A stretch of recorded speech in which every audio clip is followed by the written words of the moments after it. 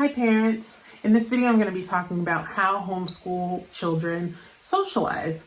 My name is Felicia Wright and I'm a family education consultant, and I'm a former teacher in the classroom that went rogue and decided to homeschool because I didn't like what I was seeing. So I decided to homeschool and leave the beaten path, and now I help other families do the same. So I really want to talk about socialize because that's one of the big stigmas, right? It's like, well, homeschoolers are weirdos. Homeschoolers don't know how to socialize.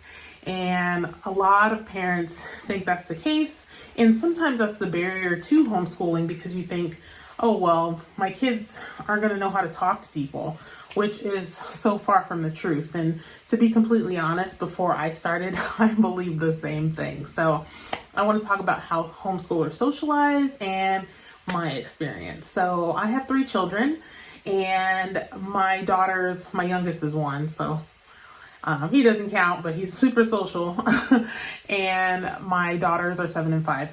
And they're almost a little too social because we've been so involved in things. So to give you some ideas of how your kids can socialize, I have a little list of things that we have done over the years. And that's been how our children have been able to socialize. And I think they socialize more than kids in the classroom, to be quite honest, because when kids are in the classroom, the vast majority of the time, they're sitting at desks and they have to be quiet because they have to listen to the lesson. And sometimes teachers have them work together, but sometimes they don't. And they only have recess to socialize with each other. And during that time, recess is probably about 15 minutes. It's not even very long. So let's go over some ways that you can help your children socialize. One of the first ones is join some co-ops. And a co-op is a group of homeschoolers that get together for a kind of interest, for a specific reason. That's what better way to put it. So the specific reason could be anything. It could be to socialize. It could be to do hiking. It could be horseback riding, anything. Once you start to dive deep, you will find co-ops for everything. And the best way to find co-ops in your area, I have found, is to look on Facebook. I know everybody doesn't have Facebook, but there's a lot of homeschooling groups that are specific to your area. And then you can say, hey, I'm looking for a co-op so my children can meet other children. And I can almost guarantee a ton of people are going to pop up and be like, hey, we're in this area. Let's meet up. My children are this age. Your children are that age. They can play together. And it's actually a good way for moms and dads to meet other moms and dads that homeschool. So co-ops are your best bet. Just check out Facebook. That's how I have found co-ops, but you can do a simple Google search as well.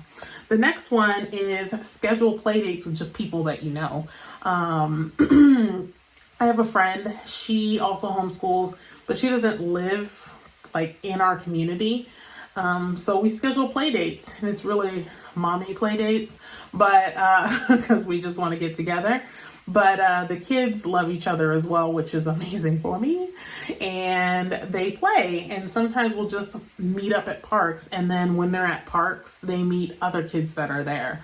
So my children have gotten really used to the fact of like, hey, like, I am going to introduce myself to this kid. Like, they know how to introduce themselves to other kids. They know how to say, hey, you want to play with me? Because that's just been the nature of how we move. And it's like, hey, go talk to a little friend over there, or go see what their name is. So encouraging your kids to introduce themselves to other kids and asking if they want to play is a great way for them to make friends quickly, because kids, they're pretty good about making friends. Some kids can be shyer, and if they are, you can help them through that. But scheduling play dates, happen to be at the park, meet some other kids, that's the best way for them to socialize. The next thing is neighbors. And this has been a huge piece for us. And granted, before we were in this neighborhood, we were in another neighborhood that had a lot of kids too. So if there's a neighborhood that you're in and they have a lot of kids, it works perfect. But on either side of us, we've got some little friends over here. We got some little friends over here. Got some little friends over there. Somebody's literally knocking on my door every day. Can they come out and play? So my girls play with the neighbors all the time, and they play in the front, they play in the back. So if you are looking for little friends for your kids, start to get to know the neighbors. Just be out on the street, see if you see some other kids, introduce yourself to the neighbors. And once that happens, I'm warning you, little kids are gonna come knocking on your door every day, can such and such play. So you've been warned, but it's a great way for them to play with kids all the time. Like literally here, they're playing with friends every single day. Like all the parents, we all know, like they all play together, but sometimes we have to shut it down because us as parents are tired. So utilize your neighborhood. Make sure you're introducing yourself to the families, getting comfortable with them, and meeting the kids on your block. And the last place, and we haven't utilized this as much, but I know my sister does, is church.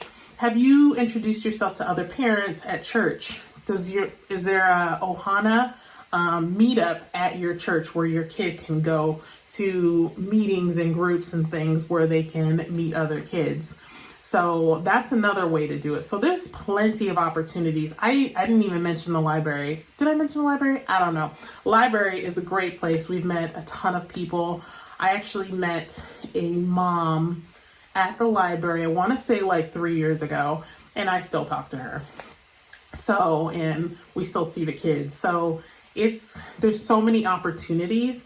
You just kind of have to put yourself out there and start talking to people and having the kids talk to people. And socialization, that whole fear is going to fly out the window, and it's going to turn into, maybe your kids are a little too social because my calendar is full of play dates and all these things that they want to do, and I need to breathe. So if you are concerned about your children not being social, do not worry about it. There's so many different ways that your kids can get out and meet other kids and talk to other kids and form long-lasting relationships.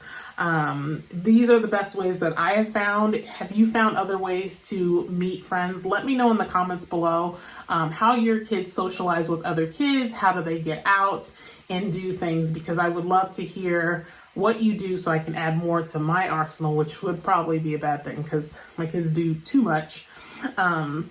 And I would love to hear it. So if you are struggling on your homeschooling journey, I have resources in the comments below for you. There's all sorts of links, so you can check that out. And if you need help from me directly, there's also a link in the description below. It's called an education consultation call, so just click on there and you can speak to me directly. So I hope that was helpful. If it was, please subscribe and like the video and share with any family or families that you that might need this help as well. And I will catch you on the next video. Bye.